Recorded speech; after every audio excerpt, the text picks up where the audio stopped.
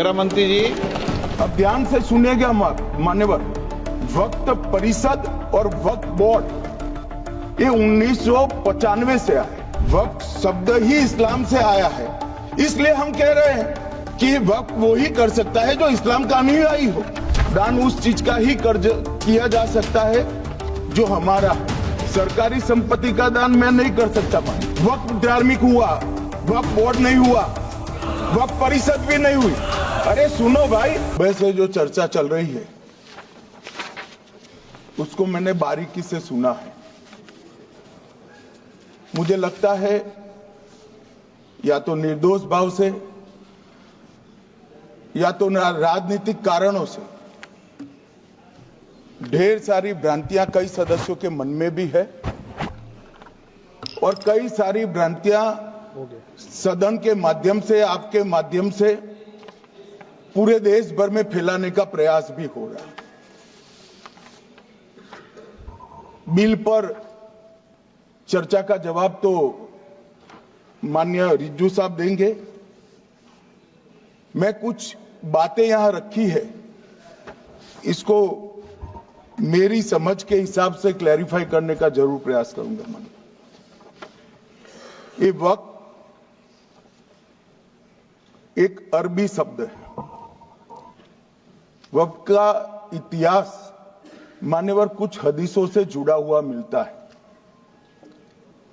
और आजकल जिस अर्थ में वक्फ शब्द का प्रयोग किया जाता है, इसका मतलब है अल्लाह के नाम पर संपत्ति का दान, पवित्र धार्मिक उद्देश्यों के लिए संपत्ति का दान। मान्यवर, वक्फ का समकालीन अर्थ, अभी जो अर्थ हम समझ रहे हैं, वो इस्लाम के दूसरे खलीफा श्री उमर के समय में अस्तित्व में आया। एक प्रकार से इसकी आज की भाषा में व्याख्या करें तो वक्फ एक प्रकार का चैरिटेबल एंडोनमेंट है और जहां एक व्यक्ति संपत्ति, भूमि या मूल्यवान संपत्ति धार्मिक या सामाजिक भलाई के लिए दान करता है, बिना उसको वापस लेने के उद्देश्य से वहां वक्फ की रचना कर। इसमें दान देता है, वो शब्द का बड़ा महत्व है। दान उस चीज का ही कर्ज किया जा सकता है जो हमारा है। सरकारी संपत्ति का दान मैं नहीं कर सकता मान्यवर, किसी और की संपत्ति का दान मैं नहीं कर सकता। दान उसी चीज का किया जाता है जो हमारा है। मान्यवर, इसी विषय पर ये सारा जो बहस चल रहा है, चल रहा है। भारत का जहां तक सवाल है, दिल्ली में सल्तनत काल के प्रारंभ में मुइज़ुद्दीन घोरी के समय पर पहली बार वक्फ अस्तित्व में आया। अंग्रेजों के जमाने में 1863 के धार्मिक दान अधिनियम से चलता था। बाद में चैरिटेबल प्रॉपर्टीज एक्ट 1890 से चला। उसके बाद 1913 में मुसलमान वक्फ वैलिडेटिंग एक्ट अस्तित्व में आया। तब तक ये सारी प्रक्रियाएं चैरिटेबल एक्ट के तहत चलती थी। मान्यवर, आजादी के बाद वही एक्ट को 1954 में वक्फ के केंद्रीकरण के लिए बदला गया। 95 में वक्फ न्याय अधिकरण और वक्फ बोर्डों की स्थापना की। अब ध्यान से सुनिएगा मान्यवर, वक्फ परिषद और वक्फ बोर्ड ये 1995 से आए। ये पूरा झगड़ा जो चल रहा है, आपने नॉन हिंदू को रख दिया और नॉन मुस्लिम को रख दिया, गैर मुस्लिम को रखा। वो झगड़ा वक्फ में दखल करने का है। पहले तो वक्फ में कोई गैर इस्लामिक सदस्य आएगा ही नहीं, ये स्पष्टता समझ लीजिए। ना मुतवल्ली गैर इस्लामिक होगा, ना वाकिफ गैर इस्लामिक होगा। मान्यवर, वहां कोई प्रोविजन नहीं है। जो धार्मिक संस्थाओं का संचालन करते हैं उसमें कोई गैर मुस्लिम व्यक्ति रखने का प्रावधान किया भी नहीं है, हम करना भी नहीं चाहते हैं माननीय। इसलिए जो बड़े बड़े भाषण करते हैं कि समानता का अधिकार चला गया, दो धर्मों के बीच में समानता नहीं रही, मुसलमानों के धार्मिक अधिकारों के बीच में दखल खड़ी हो जाएगी, कुछ नहीं होने वाला मान्यवर। इस दृष्टि से देखें तो 1995 तक वक्फ की काउंसिल और वक्फ बोर्ड था ही नहीं, वो तो 95 से आया।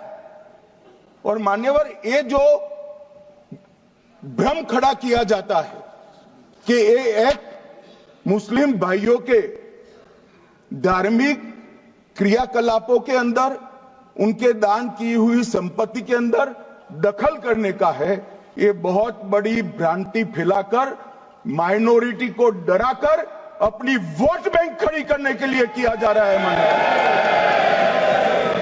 मान्यवर। कहां पर गैर मुस्लिम सदस्य रखे जाएंगे? परिषद में और वक्फ बोर्ड में। उसका काम क्या है?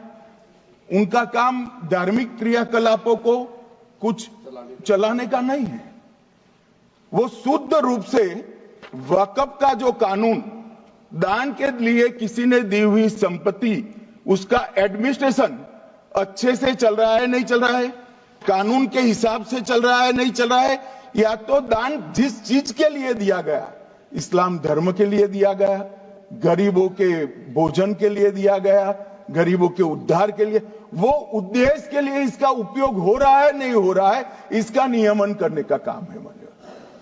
अब मैं इसको मान्यवर बाकी सारे धर्मों के साथ कंपैरिजन करते हैं और कहते हैं दखल किया है, मैं उसको स्पष्ट करना चाहता हूं। मान्यवर वक्फ जो है वो हमारे यहां ट्रस्ट एक्ट है, इसमें ट्रस्ट है, तो ट्रस्ट के अंदर जो ट्रस्ट को बनाते हैं वो ट्रस्टी होते हैं और एक मैनेजिंग ट्रस्टी होते हैं।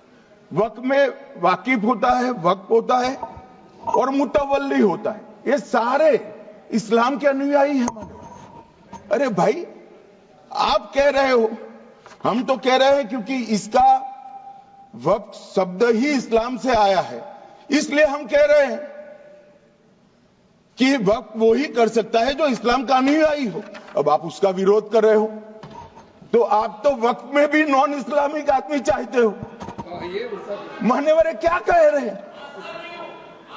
हम इसलिए कह रहे हैं कि वक्फ वो ही कर सकता है जो प्रैक्टिसिंग इस्लाम को प्रैक्टिस करता होगा, क्योंकि मान्यवर इसकी उत्पत्ति ही इस्लाम के सिद्धांतों से हुई।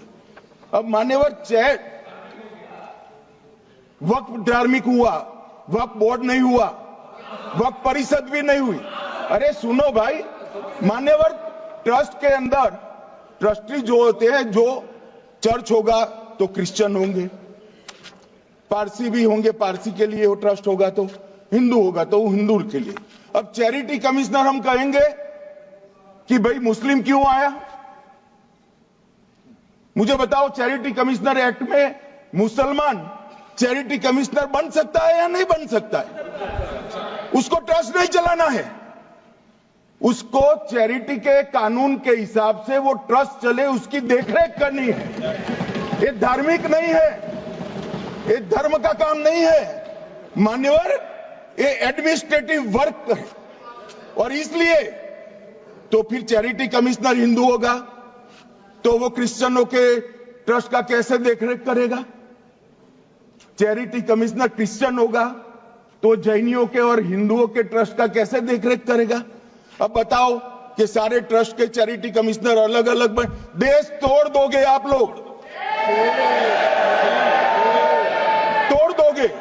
हमने साहब, मैं अभी भी आपके माध्यम से, इस सदन के माध्यम से देश भर के मुसलमान भाइयों बहनों को कहना चाहता हूं, आपके वक्फ में एक भी नॉन मुस्लिम नहीं आएगा, ये एक्ट में ऐसा कोई प्रावधान नहीं। मगर जो वक्फ बोर्ड है और वक्फ परिषद है, उसका काम क्या है? वक्फ की संपत्तियां मान्यवर बेच खाने वाले लोगों को पकड़कर इसके बाहर निकालने का, वक्फ के नाम पर औने पौने दाम में संपत्तियों को 100 साल तक किराए पे देने वाले लोगों को पकड़ना है। वक्फ का जो पैसा होता है, इनकम जो गिरती जा रही है, जिसके माध्यम से माइनॉरिटी का विकास करना है, माइनॉरिटी को आगे बढ़ाना है, इस्लाम धर्म की सारी धार्मिक संस्थाओं को पुख्ता करना है। ये पैसा जो चोरी होता है ना, उसको पकड़ने का काम वक्फ बोर्ड वक्फ परिषद करे। और मान्यवर वो चाहते हैं कि इनके राज में जो मिलीभगत चली वो चलती रहे, ये नहीं चलेगी, ये नहीं चलेगी। और मान्यवर मैं आज आपको बताना चाहता हूं क्या स्थिति हुई है। मान्यवर सबने कहा, रिपीटेशन भी होगा, परंतु मैं कहना चाहता हूं मान्यवर कि वक्फ के 2013 में जो अमेंडमेंट्स आए, अब बिल किरण भाई का है, मगर मैं कह सकता हूं कि वक्फ का 2013 का अमेंडमेंट न किया होता तो ये बिल लाने की शायद जरूरत न पड़ती। सब कुछ अच्छा चलता था, 14 में चुनाव आने वाला था, 13 में रातों रात तुष्टीकरण करने के लिए वक्फ कानून को एक्सट्रीम बना दिया गया। और मान्यवर इसके कारण क्या हुआ? इसके कारण दिल्ली लुटियन की 123 वीवीआईपी संपत्ति कांग्रेस सरकार ने जब चुनाव मुहाने पर थे, 25 दिन दूर था, वक्फ को देने का काम कर दिया। दिल्ली वक्फ बोर्ड ने उत्तरी रेलवे की भूमि वक्फ के नाम घोषित कर दी। हिमाचल में वक्फ की संपत्ति बताकर उस पर अवैध मस्जिद बनाने का काम किया। 250 हेक्टेयर क्षेत्रफल वाले 12 गांव पर वक्फ का स्वामित्व हो गया तब तमिलनाडु में। और मान्यवर तमिलनाडु के 1500 साल पुराने तिरुचेंदुरई मंदिर की 400 एकड़ भूमि को वक्फ की संपत्ति घोषित कर। ये जब मंदिर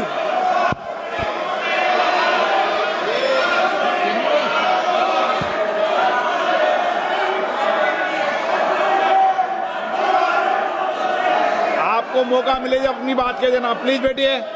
मान्यवर कर्नाटक की, आपको मौका मिले जब अपनी बात कह देना, आप भी बहुत मिसलीड करते हैं। बैठिए गृह मंत्री जी। मान्यवर कर्नाटक की मणिपट्टी समिति का रिपोर्ट में पढ़ रहा हूं, इसमें मेरा कुछ नहीं है, खड़े मत हो जाना। ये मणिपट्टी समिति का रिपोर्ट है। 29,000 एकड़ भूमि वक्फ की बिजनेस के उपयोग के लिए किराए पर दे दी। मान्यवर 2001 से 12 के बीच 2 लाख करोड़ की वक्फ की संपत्ति निजी संस्थानों को हस्तांतरित कर दी 100 साल की लीज पर। मान्यवर बेंगलुरु में उच्च न्यायालय में बीच में पढ़ना पड़ा, 602 एकड़ भूमि को जब्त करने से रोकना पड़ा। विजयपुर कर्नाटक के होनवाड़ गांव की 1500 एकड़ भूमि पर दावा कर उसको विवाद में डाला और 500 करोड़ की संपत्ति जिस भूमि का मूल्य है वहां 5 स्टार होटल को महीने 12,000 रुपए के किराए से दे दी। अब मान्यवर ये कहते हैं कि इसका हिसाब किताब न करो, इसकी देखरेख न करो। भाई ये पैसा जो है देश के गरीब मुसलमान का है, ये गन्ना सोटों की चोरी के लिए नहीं, ये इसको रोकने के लिए। और इनके जो ठेकेदार बैठे हैं मान्यवर, ये यहां गरज गरज कर बोलते हैं, कुछ तो समझे बगैर बोलते हैं, कुछ समझ कर बोलते हैं। उनको लगता है कि इससे हम जीत जाएंगे। मान्यवर कर्नाटक में दत्तापीठ के मंदिर पर क्लेम किया।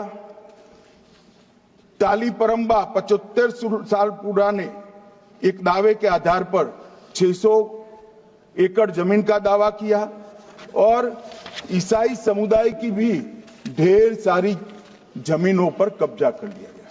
मान्यवर, आज देश के कई गणमान्य चर्च और चर्च के समूह वक्फ बिल का समर्थन कर रहे हैं। उनको लगता है कि इसका विरोध कर हम मुस्लिम भाइयों की सिंपैथी जीतकर अपनी वोट बैंक पक्का करेंगे। उसमें कोई फायदा नहीं होगा अखिलेश, इसलिए कि 4 साल में मुस्लिम भाइयों को मालूम पड़ जाएगा कि कानून तो उनके फायदे में है। और इसके साथ ये दक्षिण के सारे जो सांसद बोल रहे हैं, अपनी अपनी कॉन्स्टिट्यूएंसी में सारे चर्च को मान्यवर नाराज कर रहे हैं, उनको पता नहीं। सारे चर्च को नाराज कर रहे हैं। सारे चर्च ने रिजोल्व किया है कि हम खिलाफ इसका हम समर्थन करते हैं। मान्यवर, तेलंगाना में 66,000 करोड़ की 1700 एकड़ जमीन पर दावा कर दिया। असम में मोरीगांव जिले की 134 एकड़ भूमि पर दावा हुआ। बिहार का मैं लालू जी के कोर्ट के साथ बाद में बताता हूं। गुरुद्वारा से संबंधित हरियाणा की 14 मरला भूमि को वक्फ को सौंप दिया। और मान्यवर, प्रयागराज में चंद्रशेखर आजाद पार्क को भी वक्फ घोषित किया। और मान्यवर, महाराष्ट्र के वडानगे गांव में महादेव की मंदिर पर दावा किया और बीड में कंकलेश्वर मंदिर की 12 एकड़ जमीन वक्फ बोर्ड ने जबरन ले ली। मान्यवर, ये सब जो चल रहा है, इसमें आज भी मैं स्पष्ट करना चाहता हूं, वक्फ जो कि मुस्लिम भाइयों की धार्मिक क्रियाकलाप और उनके बनाए हुए दान से ट्रस्ट है, उसमें सरकार कोई दखल करना नहीं चाहती है। मुतवल्ली भी उनका होगा, वाकिफ भी उनका होगा, वक्फ भी उनका होगा। परंतु वक्फ की संपत्ति, इसका रख रखाव ठीक से हो रहा है नहीं। वक्फ का संचालन कानून के हिसाब से हो रहा है, निजी उपयोग के हिसाब से। सैकड़ों साल पहले किसी बादशाह ने दान किया, हमारी भाषा में कहो तो धर्मादा किया। अब इसकी संपत्ति को आप 12,000 रुपये में 5 सितारा होटल बनाने के लिए दे देते हो, ये उचित है क्या? भाई वो पैसा गरीब मुसलमान के कल्याण के लिए करिए, तलाकशुदा महिलाओं के कल्याण के लिए करिए, जो अनाथ बच्चे हैं उसके कल्याण के लिए करिए। मानिए, और ये करने की जगह बेरोजगार मुसलमान युवाओं के लिए स्किलिंग का काम करिए। लाखों करोड़ों रुपए की भूमि मान्यवर और इनकम 126 करोड़ रुपया। रेलवे की जितनी जमीन है, जिसमें हजारों करोड़ लाखों करोड़ का रेलवे का कारोबार चलता है, इतनी भूमि वक्फ के पास है और इनकम 126 करोड़ रुपया। मान्यवर कहते हैं कि इनकम का क्या उद्देश्य है?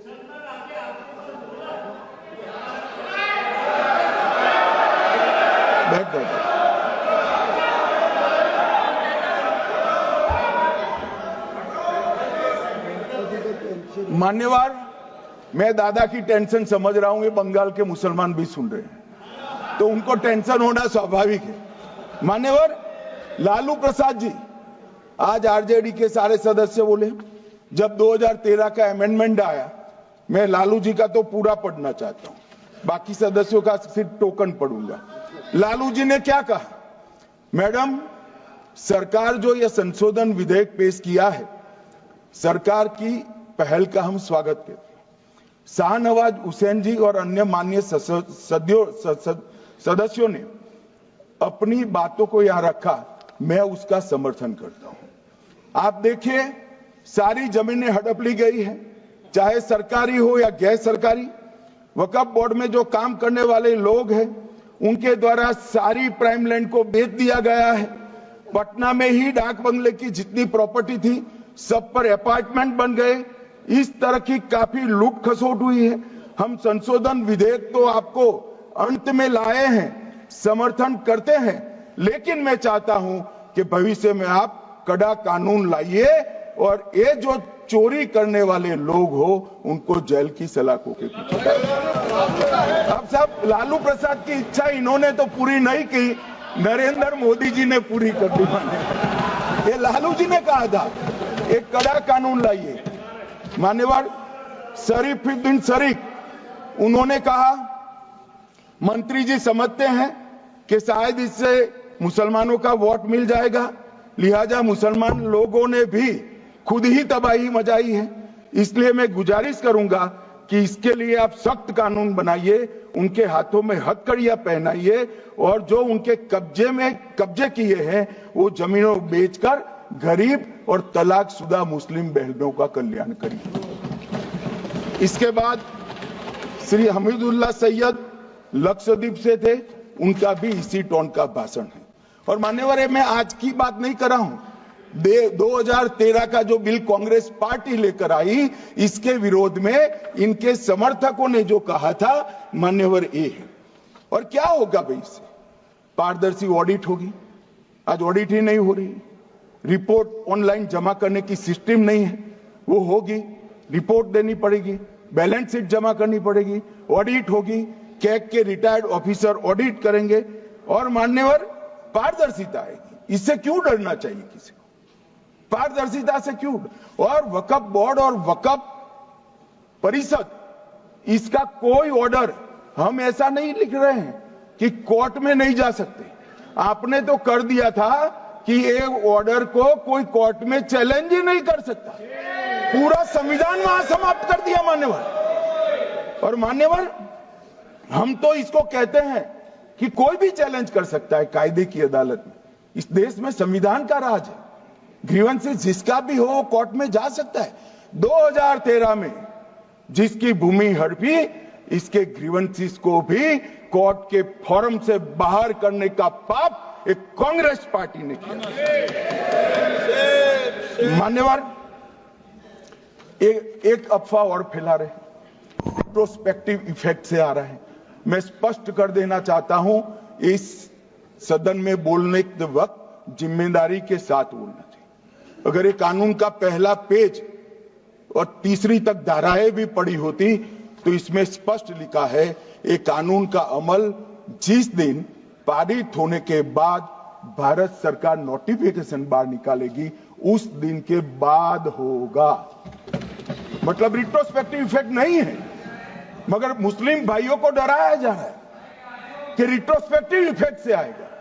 मान्यवर, ये कह रहे कलेक्टर क्यों रखा है? मुझे एक बात बताओ भाई, जो बता सकते हैं, अगर किसी मंदिर के लिए जमीन खरीदनी है तो जमीन की मालिकी किसकी है वो हमारे देश में कौन तय करता है?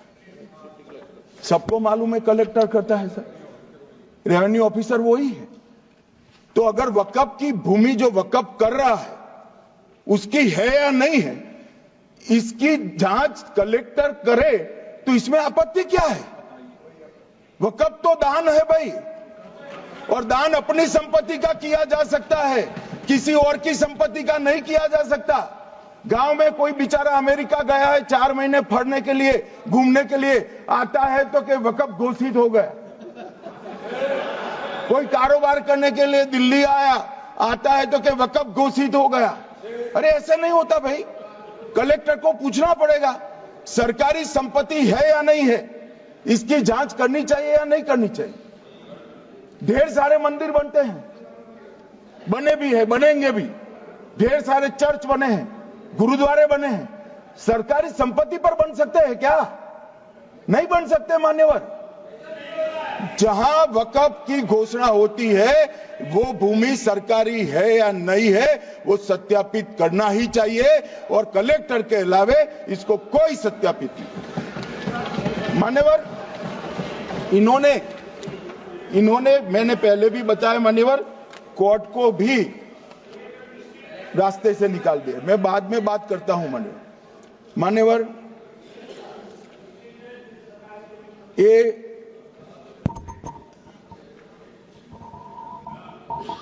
मान्यवर एक उपयोग के आधार पर वक्त की समाप्ति। मान्यवर ये कह रहे हैं कि सैकड़ों सालों से वहां प्रैक्टिस है। अब वो तो वक्फ रजिस्टर हो गया, आपने घोषित कर दिया, वक्फ में रजिस्टर भी हो गए, अब इसका सवाल नहीं है। मगर सैकड़ों साल की प्रैक्टिस, मुगलों के समय की प्रैक्टिस आज घोषित की जा सकती है क्या?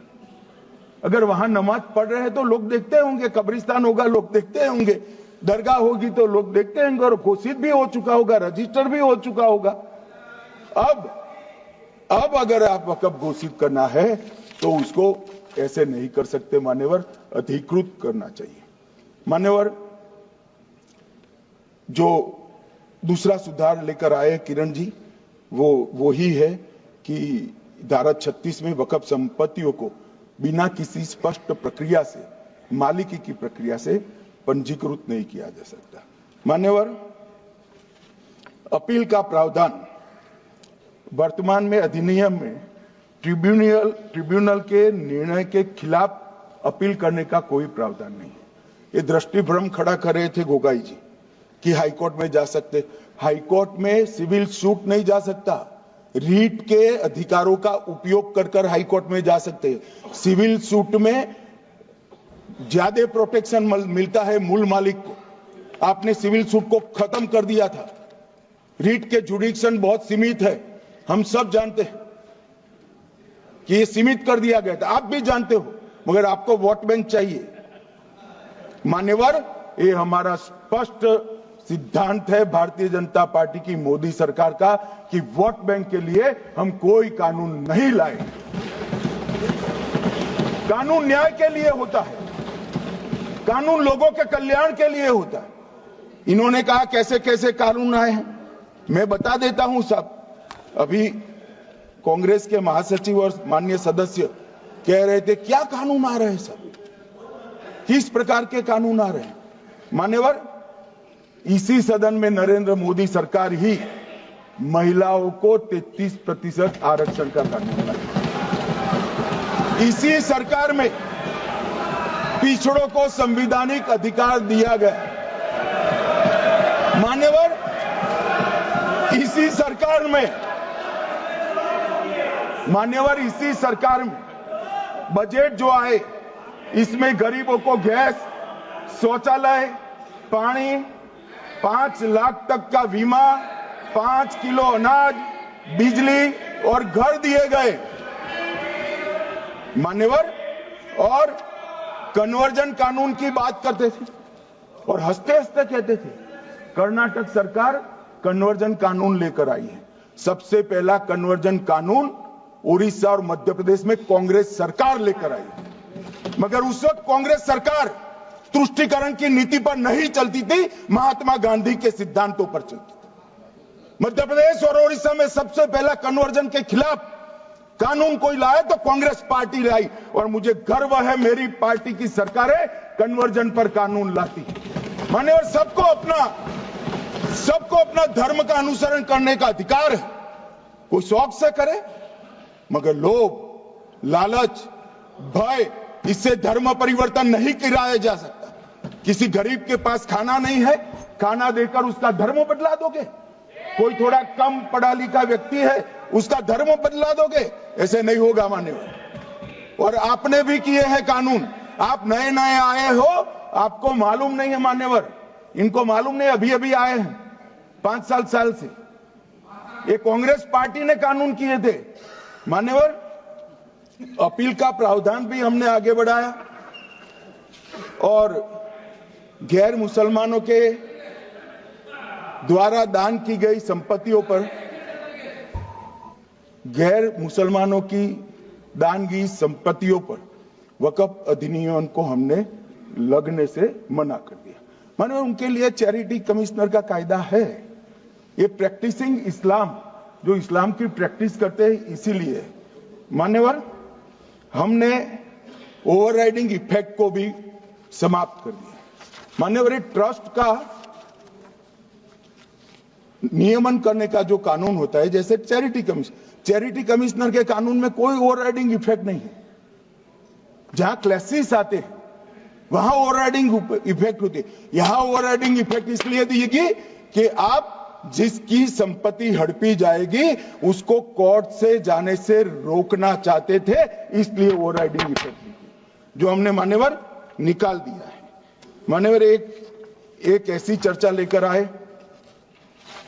कि चर्चा नहीं, मैं आपको बताना चाहता हूं 2013 में जो अमेंडमेंट बिल आया जिसके कारण ये बिल लाना पड़ा, वो बिल में कुल मिलाकर 5.4 घंटे चर्चा हुई थी, 5.5 घंटे दोनों सदन मिलाकर, और इस बिल में दोनों सदन मिलाकर 16 घंटे चर्चा हो रही है मान्यवर, 16 घंटे। इसके अलावे हमने डिमांड किया समिति बनाओ, समिति भी बनाई, 38 मीटिंगें हुई, 113 घंटे चर्चा हुई, 284 हितधारक बनाए गए, वक्फ बोर्डों की संख्या जो उपस्थित वक्फ बोर्ड भी हुए राज्यों के 25 हुए, राज्य सरकार के प्रतिनिधि 15 राज्य सरकारों के आए, सांसद 8 हुए, विधायक विधान परिषद 7 हुए और अध्ययन दौरे 3 किए गए और अल्पसंख्यक आयोगों को भी 5 बुलाया गया।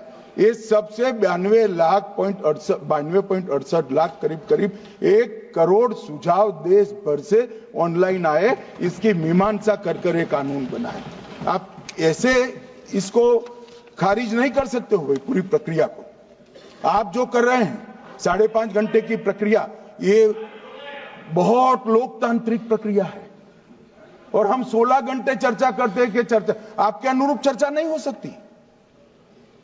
ये सदन में हर सदस्य बोलने के लिए स्वतंत्र है, कोई परिवार की यहां चलती नहीं है, ये तो जनता के नुमाइंदे हैं, किसी की कृपा से नहीं आए हैं। मान्यवर, जो दिल में है, जो जनता की आवाज है वो रखेंगे। मान्यवर, एक सदस्य द्वारा कहा गया कि ये मिसलीडिंग है कि पुराने कानून में 2013 के जो अमेंडमेंट्स थे उसमें अपील का प्रोविजन था। अब मैं कहना चाहता हूं 83(9) उसमें अधिकरण द्वारा किए गए किसी भी विनिश्चय का आदेश विरुद्ध, चाहे वो अंतरिम हो या फाइनल, इस पर अपील नहीं हो सकती। इसका मतलब अपील का प्रोविजन आपने रखा ही नहीं था। सिविल न्यायालय, राजस्व कोर्ट और अन्य प्राधिकरण उसके अधिकार क्षेत्र पर भी प्रतिबंध लगा दिएगा और सरकारी अधिसूचना जो बाद में वक्फ बोर्ड और वक्फ परिषद के एडवाइस से होगी, इसको भी कोई चुनौती नहीं दे सकता।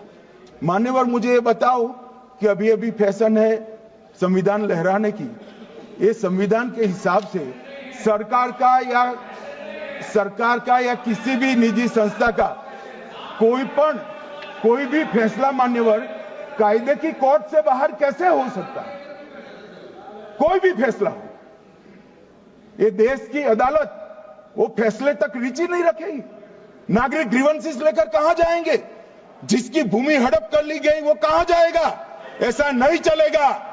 आपकी वोट बैंक के लिए आपने किया था, हम खारिज कर रहे हैं, हम खारिज कर रहे हैं। ऐसा नहीं चलेगा। अदालत में जाइए, जिसको ग्रीवेंसेस है आइदर और साइड से, और अदालत न्याय करेगी। न्याय के लिए तो अदालतें बनी है।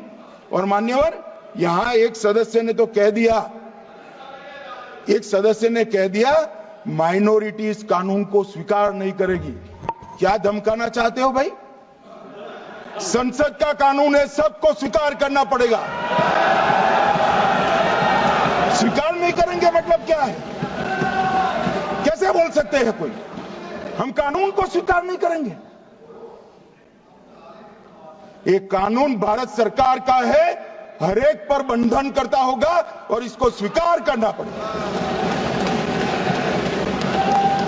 मान्यवर, ये हमने तो खैर वक्फ को छेड़खानी नहीं की, वक्फ बोर्ड और वक्फ परिषद के अंदर बदलाव किया है, मगर वक्फ के लिए भी क्या क्या जजमेंट आए।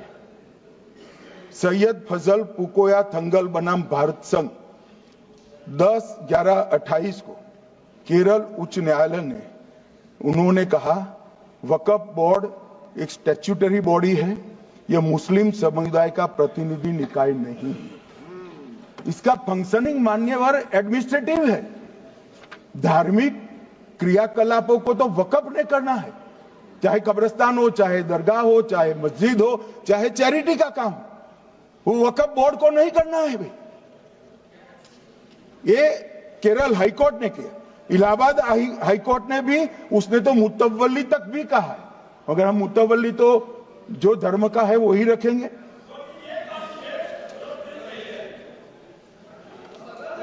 मान्यवर, इन्होंने कहा एक मुतवल्ली के कर्तव्य विशुद्ध रूप से धर्म निरपेक्ष कैरेक्टर है, मगर हम मुतवल्ली को छू नहीं रहे।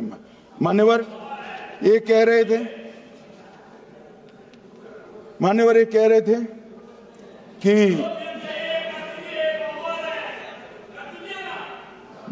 मान्यवर ये कह रहे थे कि कोई गड़बड़ियां नहीं हुई। मान्यवर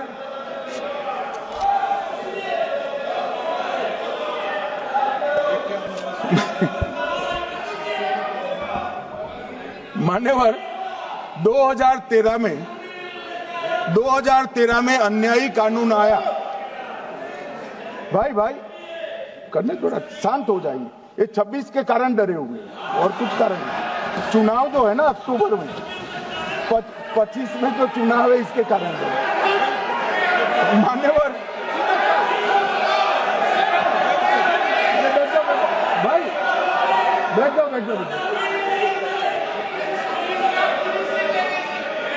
मान्यवर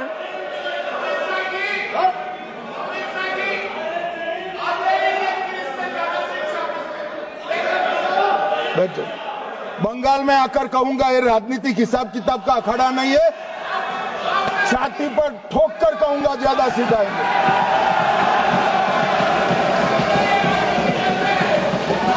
मान्यवर 2013 के, अरे बैठ जाओ वकील साहब बैठ जाइए।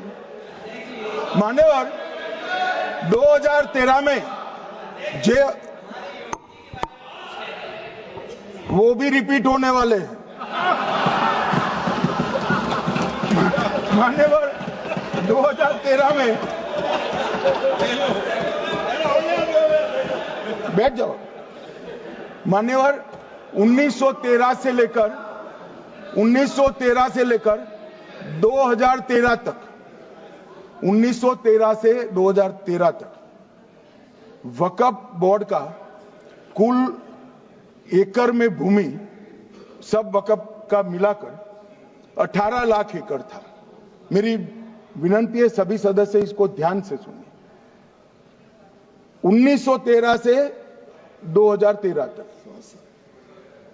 18 लाख एकड़ और 13 से 25 तक एक कानून बनने का परिणाम क्या आया, और नई 21 लाख एकड़ भूमि बढ़ गई। अब मान्यवर 39 लाख एकड़ जो भूमि है उसमें 21 लाख एकड़ 13 के बाद। अब ये कह रहे हैं कि इसका दुरुपयोग नहीं हो रहा है। मान्यवर, और लीज पर दी गई संपत्तियां 20,000 थी और 25 में रिकॉर्ड के हिसाब से, हो सकता है गलत भी हो सकता है, रिकॉर्ड्स के हिसाब से शून्य हो गई। तो मान्यवर संपत्तियां कहां गई? मान्यवर बेच दी गई। किसकी संपत्ति से, किसकी परमिशन से बेचा? मान्यवर मैंने पहले ही कह दिया कि केरल और देश भर के Catholic bishop council, Catholic bishop conference of India, Catholic Congress Kerala, भारतीय कैथोलिक धर्मगुरुओं की महासभा, केरल चर्चों की संयुक्त परिषद, कैथोलिक कांग्रेस केरला, ये सब ने इस बिल का समर्थन करा है और कहा है अन्यायी 2013 का सुधार। हम अकेले नहीं कह रहे मान्यवर। और मान्यवर इसी एक्ट में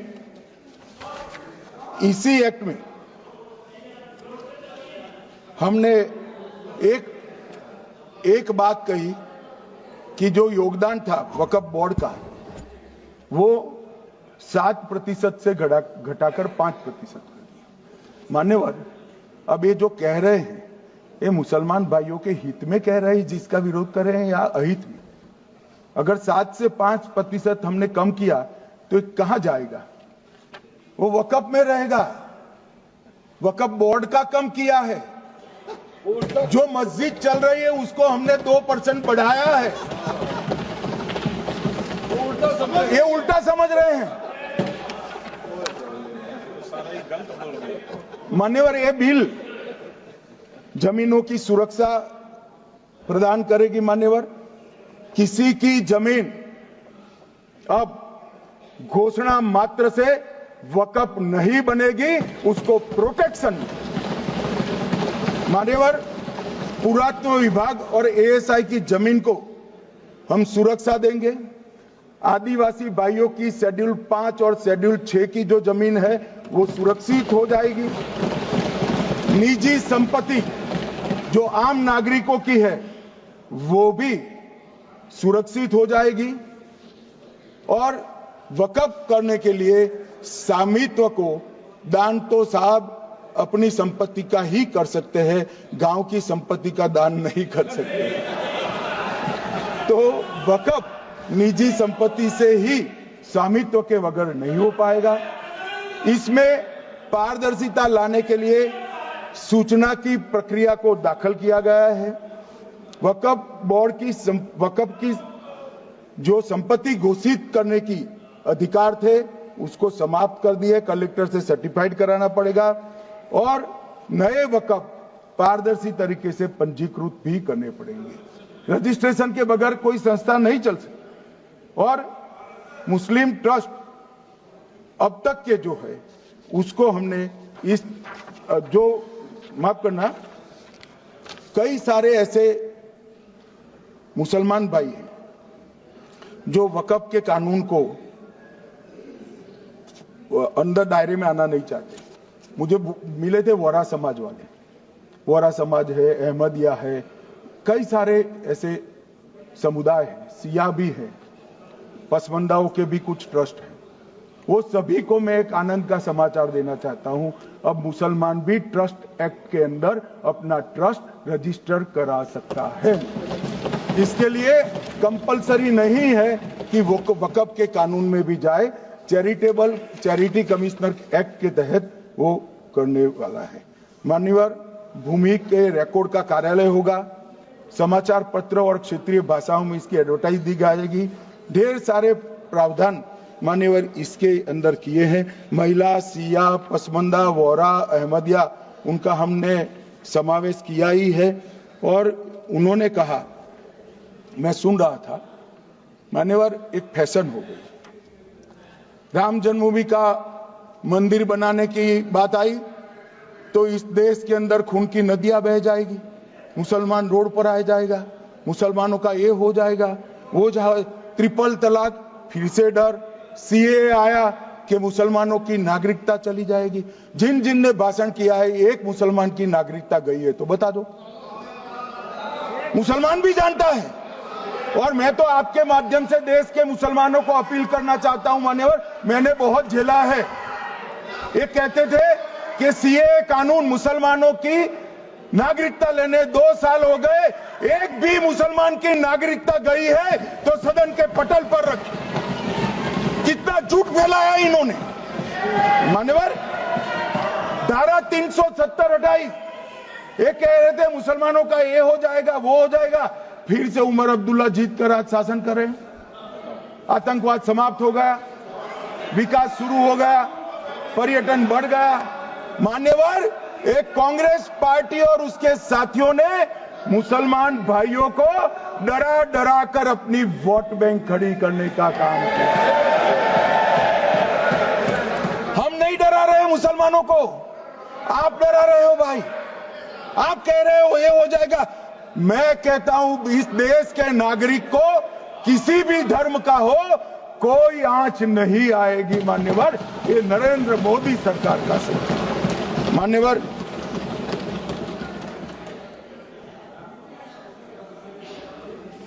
इनको मान्यवर ना पिछड़ों की चिंता है, ना मुसलमानों की। ये सालों से जातिवाद और तुष्टीकरण इसके आधार पर काम करते हुए आए हैं और जातिवाद और तुष्टीकरण की राजनीति कर अपने परिवार की पॉलिटिक्स को आगे बढ़ाए हैं। मगर 2014 से मान्यवर जातिवाद, तुष्टीकरण और परिवारवाद को एक साथ नरेंद्र मोदी ने समाप्त कर विकास की राजनीति इस देश में प्रस्तावित की।